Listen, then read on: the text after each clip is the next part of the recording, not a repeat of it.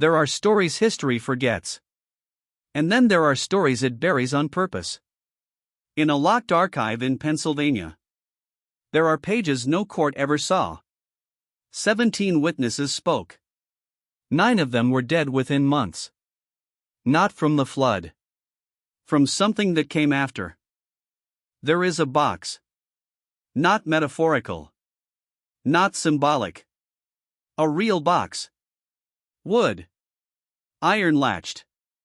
Filed somewhere deep in the aging archives of western Pennsylvania, misplaced on purpose, catalogued incorrectly, or perhaps, never meant to be found again.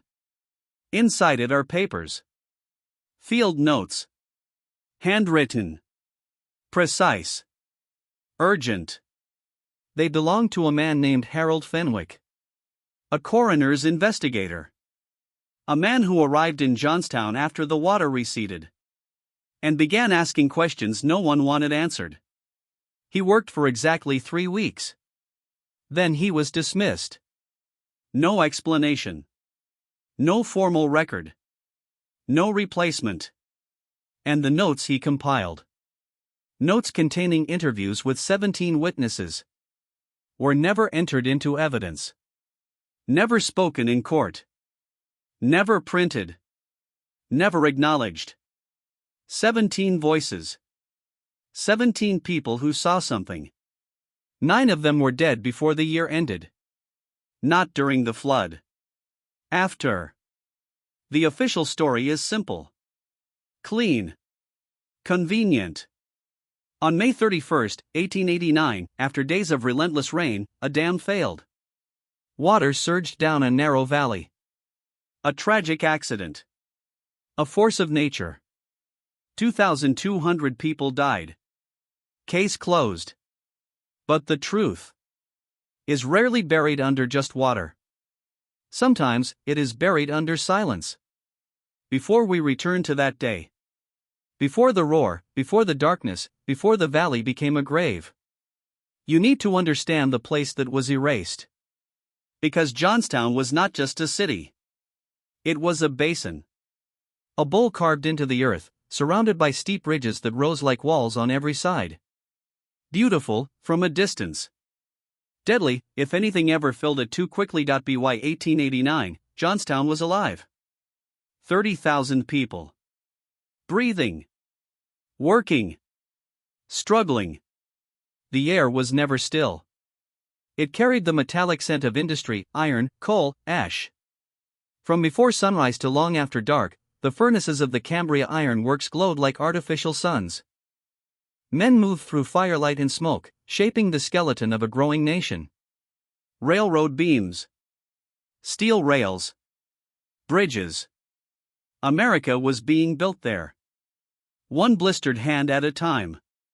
The people who lived in Johnstown were not wealthy. They were not powerful. They were necessary. Immigrants from everywhere. Ireland. Wales. Germany. Hungary. Slovakia. They spoke different languages. Prayed in different churches. But they shared the same narrow streets. The same crowded homes. The same understanding of survival. You worked. Or you didn't eat. The rivers were part of life. 2 of them, the Little Conemaugh and Stony Creek, met in the heart of the city like converging veins. In spring, they swelled. Sometimes they flooded. Mud in the streets. Water in the basements. A temporary inconvenience. People cleaned up. Rebuilt. Moved on. That was the rhythm. That was normal. And somewhere, 14 miles away, above them, hidden behind the mountains, was something not normal. A lake. Artificial. Held in place by an aging earth dam. A structure that had already failed once, decades earlier. A structure that engineers had questioned. Warned about. Written letters about. Letters that traveled upward. Into the hands of men who lived in a different world. The South Fork Fishing and Hunting Club. It sounded harmless. leisurely, almost quaint. But its members were not ordinary men. They were industrial kings. Men whose decisions shaped economies. Whose signatures moved railroads. Whose wealth could silence opposition without ever raising their voices. Names that echoed across the Gilded Age. Carnegie. Frick. Mellon. Men who built empires from steel and coal. And then escaped those empires on weekends. To a private paradise in the mountains. They bought the dam in 1879. Not because they needed it. But because they wanted what it held back. Water. A lake. A retreat. A place untouched by smoke and labor. They raised cottages along its edge. Built a clubhouse. Stocked the water with fish brought in from distant shores. In summer, they arrived by private rail. Clean suits. Fine china. Laughter carried across still water. Below them, men worked in furnaces. Above them, men sailed boats. But the dam. The dam was never meant to carry what they forced it to hold. They altered it. Not maliciously, perhaps. But carelessly. Quietly. And always in ways that made it weaker. The original discharge pipes. Removed. Never replaced. The spillway. Reduced. Constricted. Fitted with a screen meant to keep fish in. But which trapped debris when the water rose. The crest of the dam. Lowered. To make room for a carriage road. Convenience over safety. Again and again. Small decisions. Each one defensible. Each one survivable. Until they weren't. And still. The water kept rising. Every spring. Higher. Heavier. More insistent. There was one man who watched it more closely than anyone else. Not an engineer. Not a member. A caretaker. Patrick Rafferty. He had no formal training. No titles. No influence. But he had something far more dangerous. Time. Years spent walking the length of that dam. Years spent listening. Watching. Learning its moods. Its weaknesses. By the spring of 1889. He knew something was wrong. Not in theory. Not in reports. In his bones. The rain that year did not stop. Day after day, it fell. Soaking into the earth. Filling the streams. Feeding the reservoir. Until the lake became something else entirely. Not calm. Not contained. But restless, the spillway strained under the pressure. Water surged against the clogged screen. Branches. Leaves. Debris. Building, tightening, choking the only escape the lake had. Rafferty saw it. Tried to explain it. Sent warnings. Again. And again. But warnings, in Johnstown, had a name. People called it crying the lake. A false alarm. A tired story. Something you stopped believing after hearing it too many times. So when the messages came down the mountain, people didn't run. They didn't panic. They went on with their day. Because nothing had happened before. And people trust the past. Right up until the moment it betrays them. On the morning of May 31 ST. The air felt wrong. Heavy. Too still between the bursts of rain. The sky pressed low over the valley like a lid. At the dam, Rafferty had not slept. He walked the embankment in the gray light. Boots sinking into wet earth.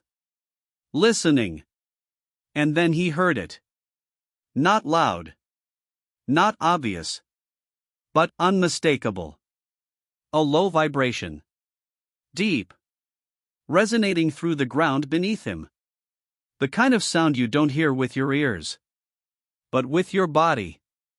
The kind of sound that means something is about to give. He looked out over the water. And for the first time, he wasn't wondering if the dam would fail. He knew. And somewhere far below, in a city that had no idea what was coming, people were eating lunch, talking, working, laughing, completely unaware that something vast had already begun to move.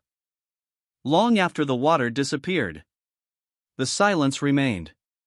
Not the peaceful kind. Not the silence of healing. But something heavier. Something deliberate. In Johnstown, people did not need a courtroom verdict.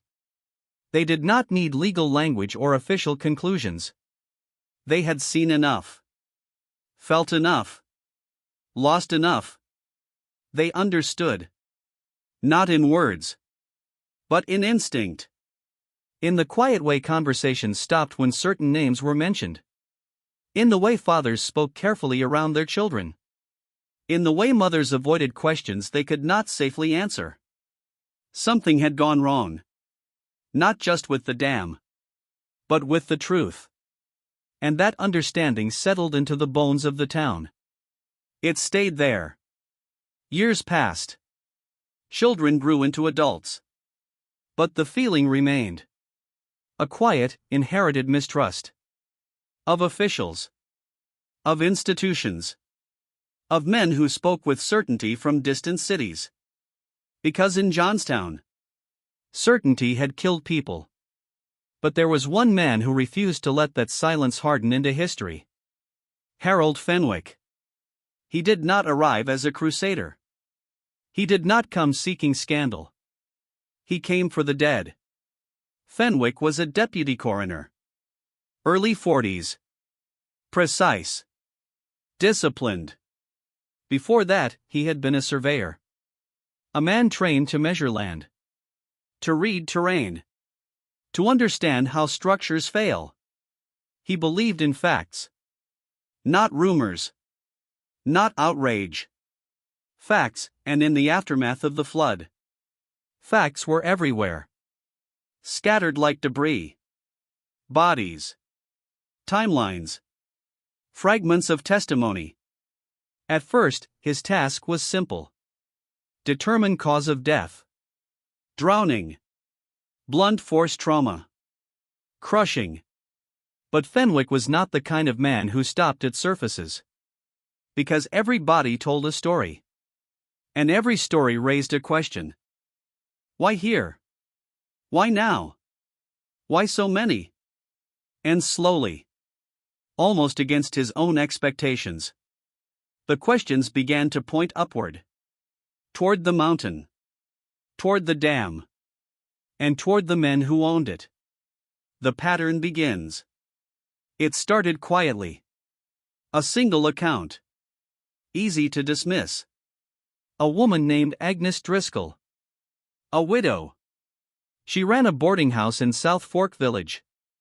She survived the flood by climbing roof to roof. Wood splintering beneath her hands. Water rising beneath her feet. Until she reached higher ground. Days later, standing in the wreckage of what had been her home, she told Fenwick something that did not belong. In the days before the flood, she said, there were men. Not workers. Not locals. Men in better clothes. Clean boots. Riding horses that didn't belong to the valley. They came up to the dam, she said. Looked at the water. And then they left. Quickly. Without speaking to anyone. At the time, she thought nothing of it. Why would she? Men like that came and went. They belonged to a world above hers. Fenwick wrote it down. Carefully. Then moved on. But the story didn't stay alone. A farmer. A young kitchen worker. A retired telegraph operator. Different people. Different lives. Same detail. Men arriving. Men observing. Men leaving. Always before the flood. Never after. The telegraph operator's name was Samuel Pitts. He was not dramatic, not prone to exaggeration. He dealt in signals, dots, dashes, routine. But when Fenwick asked him about the days before the flood, Pitts hesitated. Not because he didn't remember, but because he did. There were messages, he said slowly, from the club, sent to Pittsburgh, to men whose names appeared in newspapers. Men of importance. They weren't routine, Pitts added. They were urgent. Fenwick leaned forward. Do you have copies? Pitts shook his head. No. Because someone had taken them. After the flood. During what was called a routine review. Western Union representatives. They collected the logbooks. And never returned them. Gone. At the exact moment they would have mattered most. Fenwick didn't react immediately. He simply wrote it down. But that night, in his private notes, he allowed himself something rare. Suspicion. Not loud. Not dramatic. Just a quiet realization forming at the edges of reason. Things were being removed. Preparation. Not panic. The next thread was stranger. Because it didn't involve warnings. It involved behavior. A carpenter. Thomas Geary. He had worked on cottages near the lake. Routine repairs. Nothing unusual. But when Fenwick questioned him, Geary mentioned something casually. Almost as an afterthought. Some of the cottages were emptied early, he said. Furniture removed. Valuables packed away. 3 weeks before the flood. Too early. Too deliberate. Then there were the horses. A stable hand, his full name lost to time, remembered them being moved. Not gradually. Not seasonally. All at once. Sent down the mountain. The reason given? Shoeing. But they had already been shoed. Recently. Which meant the explanation wasn't the reason. It was the excuse. Then came the dismissals. Servants. Workers. People who lived on the property year-round.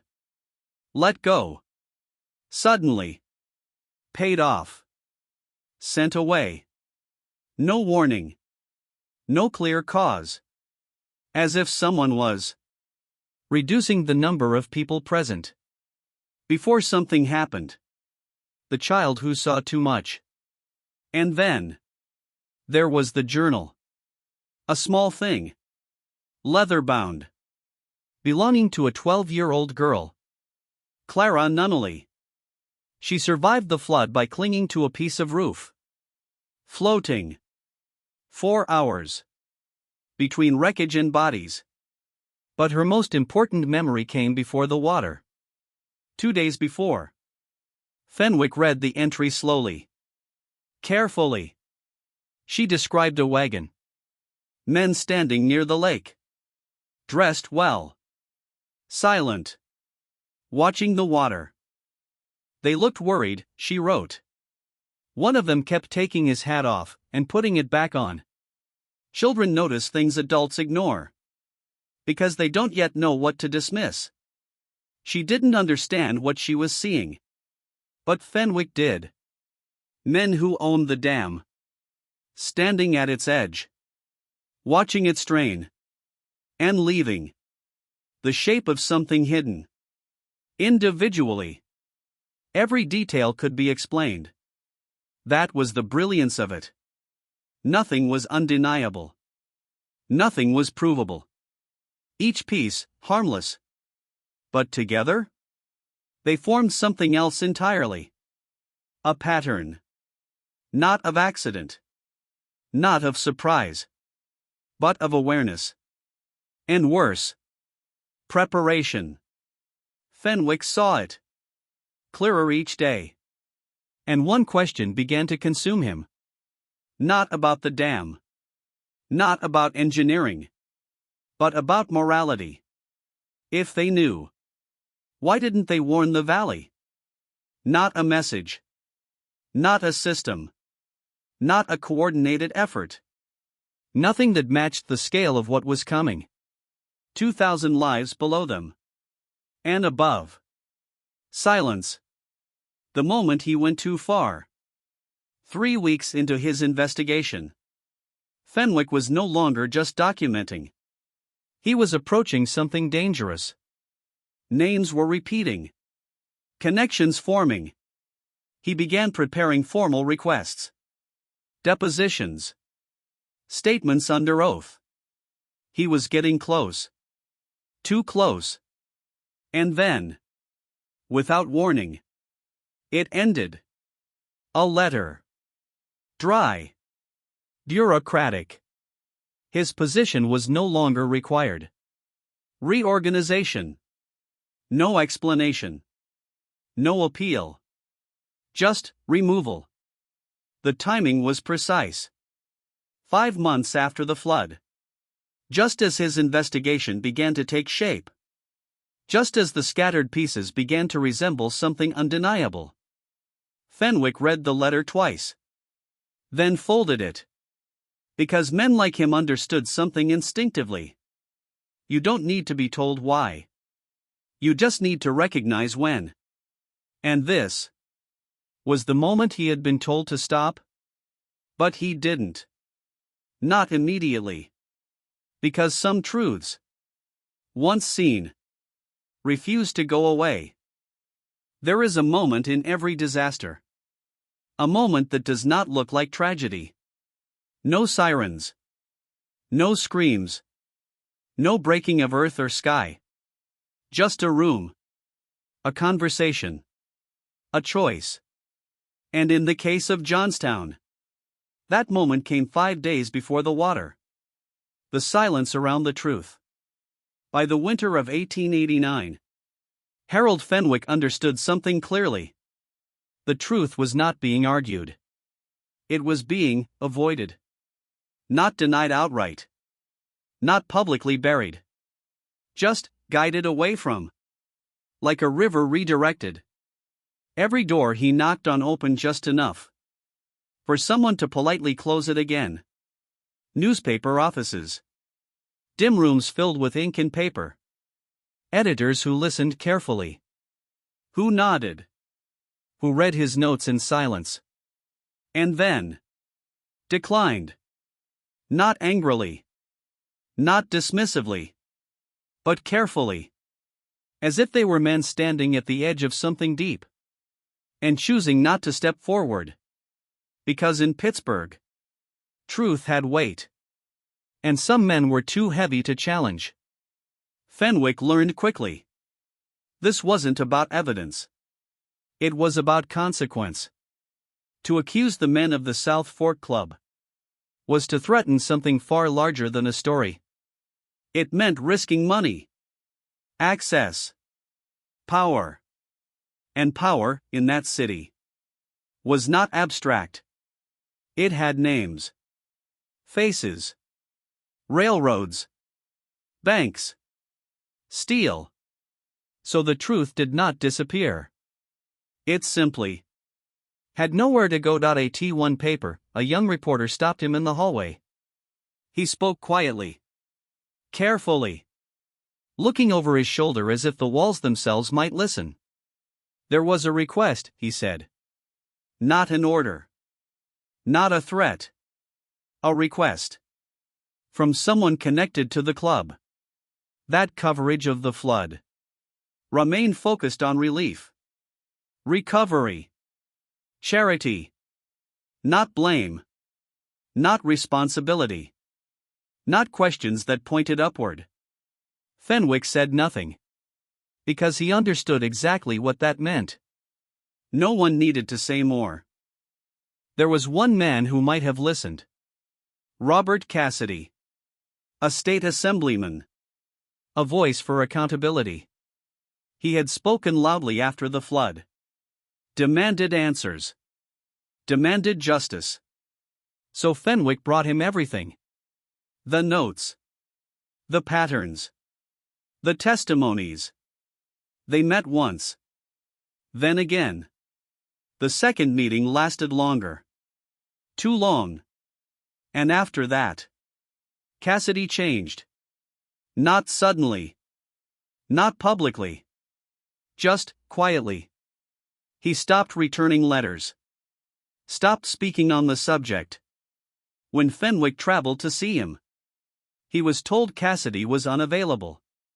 But a clerk, a man not meant to speak, leaned closer and whispered something that stayed with Fenwick for the rest of his life. "He's been visited," the clerk said. Visited. Such a gentle word. For something so final. Cassidy was re-elected the next year. But he never spoke of Johnstown again. The witnesses who faded away. And then, one by one, the voices began to disappear. Not dramatically. Not violently. Just gone. The telegraph operator.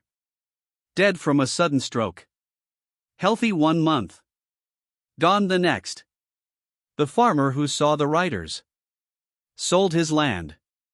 Vanished. The boarding house widow. Left the state. The servants. Returned to countries across the ocean. Or vanished into cities where no one knew their names. 17 voices. Fenwick counted them. Again. And again. Each time, the number he could still reach grew smaller. Until one night, sitting alone with his notes, he realized something that made his hands go still. 9. 9 were gone. And for the first time, the pattern did not feel accidental. The letter he never meant to write. Fenwick was not a fearful man. But he was a careful one. And in January of 1890, he wrote a letter he never intended anyone else to read. He did not accuse. He did not claim conspiracy. But between the lines, something shifted. "I do not know," he wrote, "if coincidence is sufficient to explain what I am seeing."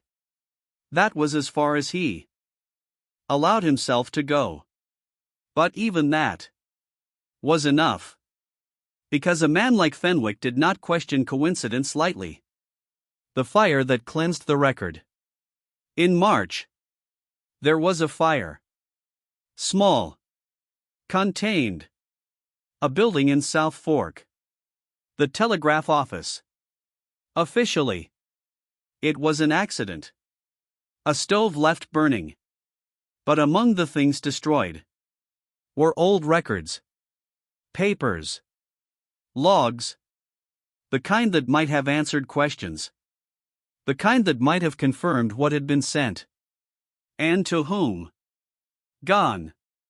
Reduced to ash. And with them, another piece of the truth. The meeting on the mountain. But the most important moment came before all of it. Before the silence. Before the disappearances. Before the fire. It came on May 26, 5 days before the flood. At the South Fork Club. They gathered in a room overlooking the lake. Men of power. Men of industry. Men who understood numbers. Risk. Structure. And outside that room, the water was rising. Higher than it had ever been. The rain had not stopped. The spillway was failing. The dam was weakening. They had been told. Engineers had spoken. Warnings had been given. Not guesses. Not speculation. Assessments. The kind that men like them were used to trusting. Inside that room, voices were raised. Not in panic, but in disagreement. Some believed the dam would hold. It had held before. Others were less certain, because they understood something simple. A structure does not fail all at once. It fails slowly, quietly, until suddenly it doesn't hold at all. If it goes. A carpenter waited outside that room. Thomas Geary. He wasn't meant to hear anything. But voices carry. And through the closed door, he caught a sentence. Just one. If it goes entire. A pause. And that is God's doing, not ours. Geary didn't understand it then. But Fenwick did. Because those words were not fear. They were justification. After the meeting, no alarm was raised. No mass warning sent. No evacuation ordered.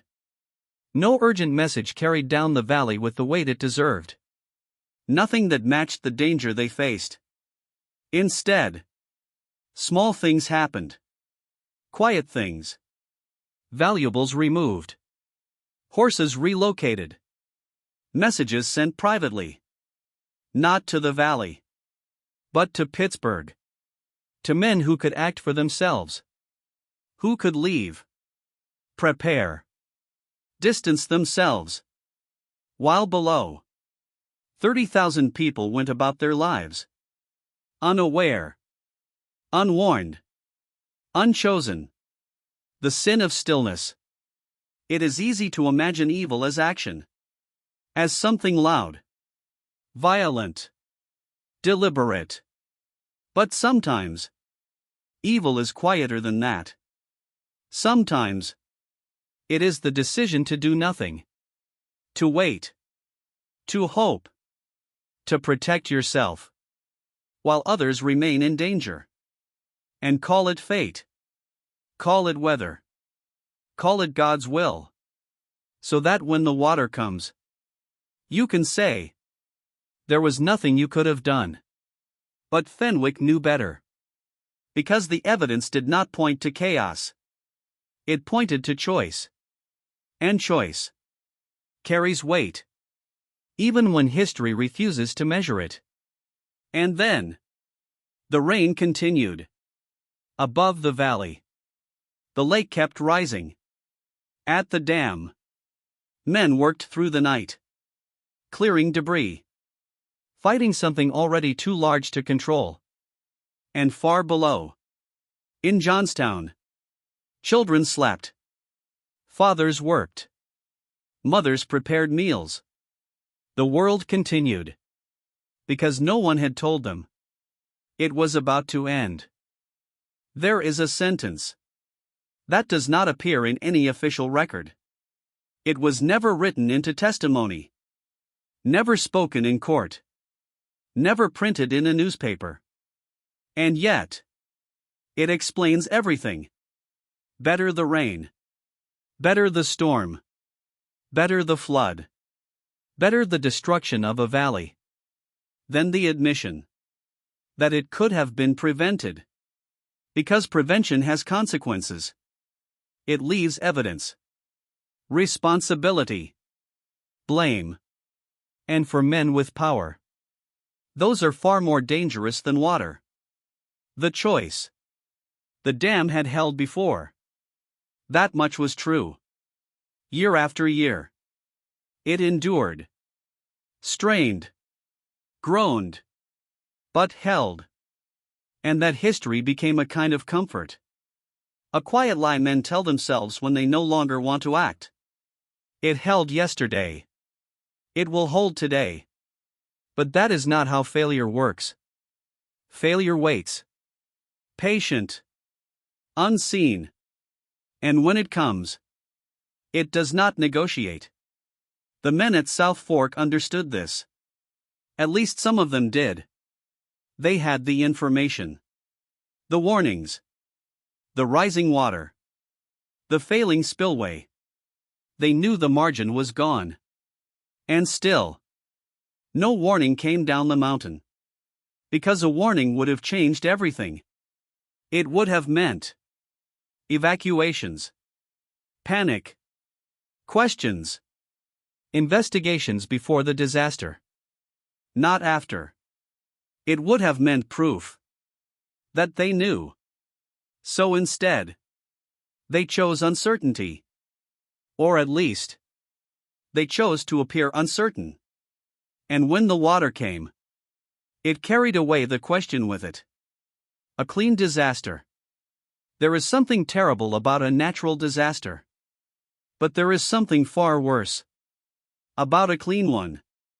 A disaster so complete, so overwhelming, that it erases the line between accident and decision. Because once the valley was gone, what remained? Grief, mud, bodies, and no clear evidence of what had been decided 5 days earlier in a quiet room. That is what made it perfect. Not for the victims, but for the men who would never be held accountable. The law that chose God. When the courts finally spoke, they did not name a man. They named God. An act of God. A phrase that sounds holy. But in that moment, was something else entirely? A shield. Because if God was responsible, then no human hand could be blamed. Not the men who altered the dam. Not the men who ignored the warnings. Not the men who chose silence. The law closed the case. And with it, closed the possibility of justice. Erasing the ground itself. In the years that followed, something quiet happened. The land above Johnstown changed hands. Again. And again. Until it belonged to people who had no visible connection to what had happened. Then the trees were cut. Not selectively. Not carefully. But completely. The hills stripped bare. The earth exposed. And with it, something else disappeared. The physical memory of the dam. Its structure. Its modifications. Its weaknesses. Gone. Not buried. Removed.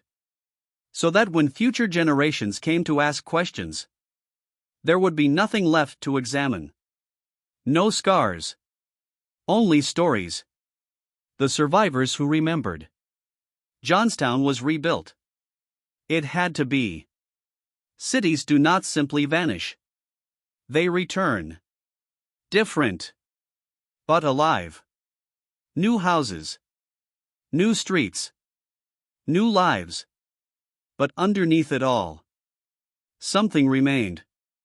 Not visible, but present. In the way certain names were spoken. Quietly.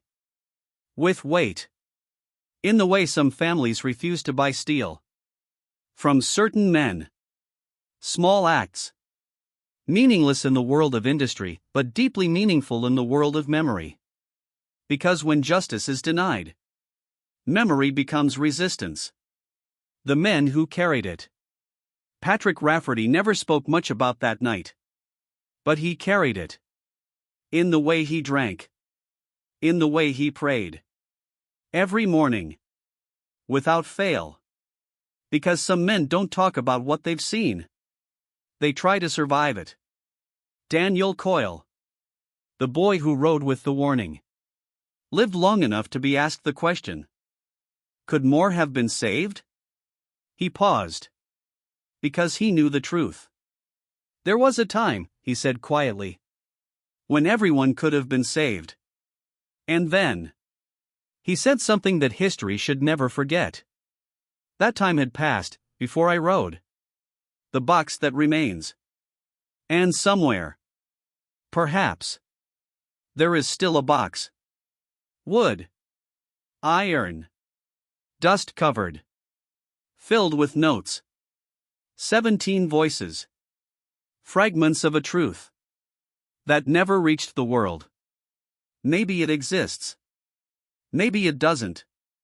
But whether the box is real, or just a story people tell, the truth it represents is not. Because we already know enough. We know the dam was flawed. We know the warnings existed. We know the water was rising. And we know. No one warned the valley. The judgment that never came. The men who owned the dam lived lone lives. They built libraries, museums, fortunes. Their names became history. Respectable. But in Johnstown, their names meant something else. Not spoken loudly, but never forgotten. Because memory does not require proof. Only loss. What this story really is. This is not a story about a dam. Not really. It is a story about distance. Between those who hold power and those who live beneath it. Between decision and consequence. Between knowing and choosing not to act. That distance still exists. Different places. Different names. Different dams. But the same question. When the people above know something is about to break, what do they choose to do? The final thought. 2,200 people died in Johnstown. Not knowing. Not warned. Not given the chance to run, and somewhere in the silence that followed, a man tried to tell their story. He failed. Or was made to fail. But the question he asked still remains. Was it negligence? Or was it a decision? Because the distance between those two things is smaller than history likes to admit. And far more dangerous. If the box were open today, what do you think it would reveal? Was it all coincidence? Or something far more deliberate? Tell me what you believe. Because stories like this don't disappear. They wait. For someone willing to listen.